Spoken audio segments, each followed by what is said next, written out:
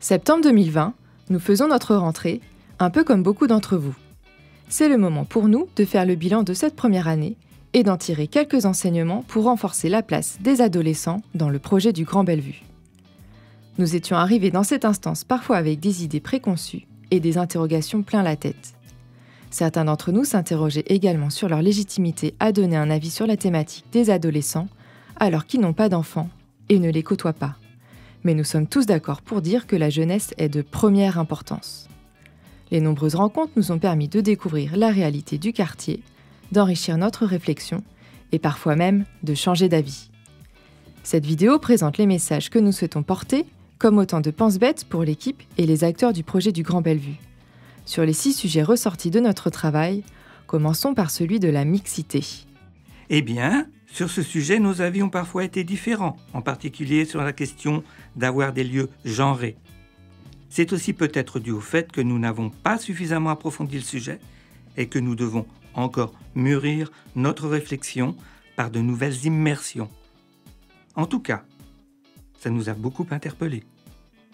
Dans l'ensemble, nous pensons quand même qu'il faut maintenir un équilibre entre les temps mixtes et non mixtes, en intérieur comme sur l'espace public. Il est nécessaire d'offrir la possibilité à chacun et chacune de trouver sa place en développant le nombre de lieux plus intimistes et sécurisés, et des moments de rencontre filles-garçons. Attention toutefois, quand on pense à la non-mixité, on pense surtout à des lieux pour les filles, et notamment à des places dans l'espace public.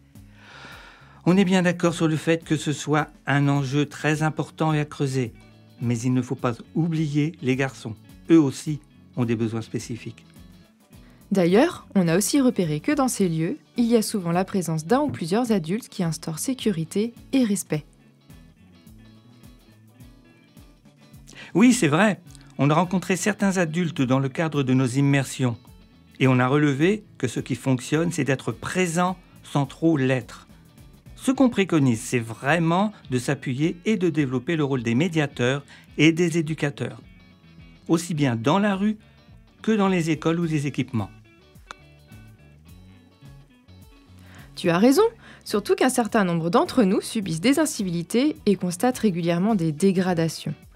La responsabilité est souvent renvoyée sur les jeunes sans distinction, alors que nous savons tous qu'il ne s'agit que d'une minorité d'entre eux, voire pas des jeunes eux-mêmes.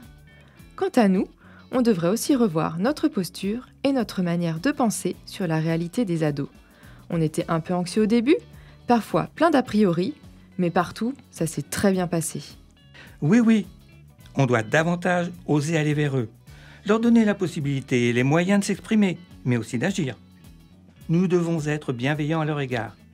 Il faut arrêter de faire pour eux et faire directement avec eux. Osons aller les chercher. D'ailleurs, l'inverse est peut-être réciproque. Nous connaissent-ils vraiment ? Ne devrions-nous pas instaurer un dialogue plus pérenne qui nous permettrait de découvrir nos univers réciproques ? Pourquoi pas en effet ? En parallèle, il existe déjà de nombreuses possibilités d'agir sur le quartier. L'offre est variée et les associations sont souvent de véritables atouts sur le sujet du vivre ensemble ou de faire avec. Elles ont toujours plein de bonnes idées. D'ailleurs, on a tous découvert une partie de notre quartier à travers ces immersions. C'est très juste, mais nous avons aussi pu constater que les associations rencontrent de nombreuses difficultés qui les affaiblissent. À l'inverse, il semblerait également qu'il existe des solutions pour les accompagner et les aider. Tout comme nous, elles ne doivent pas avoir connaissance de tout ce dont elles peuvent disposer et le temps de s'y consacrer. Alors, donnons plus de visibilité et communiquons sur les soutiens existants. En complément, nous pensons qu'il faudrait davantage inciter les adolescents à sortir du quartier grâce à des projets de découverte, de loisirs ou d'actions civiques. Quant aux projets sur le quartier, nous pensons que proposer des missions autour du travail permettrait aux jeunes de se sentir utiles et reconnus, que ce soit pour trouver des stages, des formations ou même un emploi. Au-delà des pépinières jeunesse, ne pourrait-on pas imaginer un dispositif actif toute l'année ? Nous avons parlé de l'offre que proposent les associations, mais également de leur visibilité. C'est vrai que le sujet de la communication et des partenariats a été un sujet récurrent de nos échanges. Quels enseignements pouvons-nous retenir ?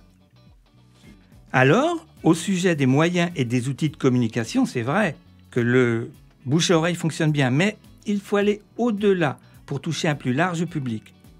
Pourquoi ne pas rétablir le métier de crieur de rue ? Et sur les manières de faire, nous suggérons de développer davantage une communication positive et valorisante du quartier et de ses adolescents. On pourrait par exemple imaginer remplacer les panneaux publicitaires des abribus du quartier par le portrait des initiatives locales. Il y a aussi la question des partenariats, les liens créés en direct, ou autrement dit, en circuit court, sans lourdeur administrative ni intermédiaire. Ça marche. Il faut penser à décloisonner, valoriser les objectifs communs entre structures qui peuvent paraître opposées, et montrer ce que cela pourrait apporter de positif. Et du positif, on en trouve partout sur le quartier, même là où on ne s'y attendait pas. Il existe des lieux totalement appropriés par les adolescents, des lieux où ils se retrouvent et se sentent à l'aise. Alors, que pouvons-nous faire pour les accompagner dans la création de leur troisième lieu de vie entre l'école et la maison ? Il faut en effet des lieux propices à les accueillir. Nos rencontres nous ont permis d'identifier le dénominateur commun à ceux déjà existants, la liberté. Ils ont besoin de lieux de possibles, mais comment les concevoir ? Espace informel, sans usage pensé par avance, nous croyons qu'il s'agit de laisser une porte ouverte aux pratiques des adolescents, en accès libre, en extérieur ou en intérieur, avec la présence ou non d'un adulte, pour faire du graphe, des jeux ou des bavardages. Il nous faut pouvoir proposer des lieux adaptables, modulables et évolutifs. Eh bien, cela fait de nombreux sujets à évoquer avec les élus, l'équipe projet et l'aménageur, comme autant de pense-bêtes dans la mise en œuvre du projet. Prochaine étape donc, présenter tout ce travail aux acteurs du projet du Grand Bellevue. Oui, et d'ailleurs nous avons un dernier sujet qui a beaucoup été discuté entre nous, celui de l'identité et de la notion de Grand Bellevue. Malgré l'envie et l'ambition d'un quartier intercommunal, on sent bien les difficultés que les communes et les acteurs de Nantes et Saint-Herblain ont à communiquer et à s'accorder. On pense notamment à la tarification dans les équipements. Ce qu'on suggère, dans un premier temps, c'est de faciliter les échanges. On doit pouvoir dialoguer davantage entre acteurs, créer du lien et faire action commune pour pouvoir enfin parler d'un Grand Bellevue. Et vous, derrière votre écran, vous en pensez quoi ? La conférence permanente du Grand Bellevue est ouverte à tous. Alors, venez nous rejoindre et partagez avec nous votre regard.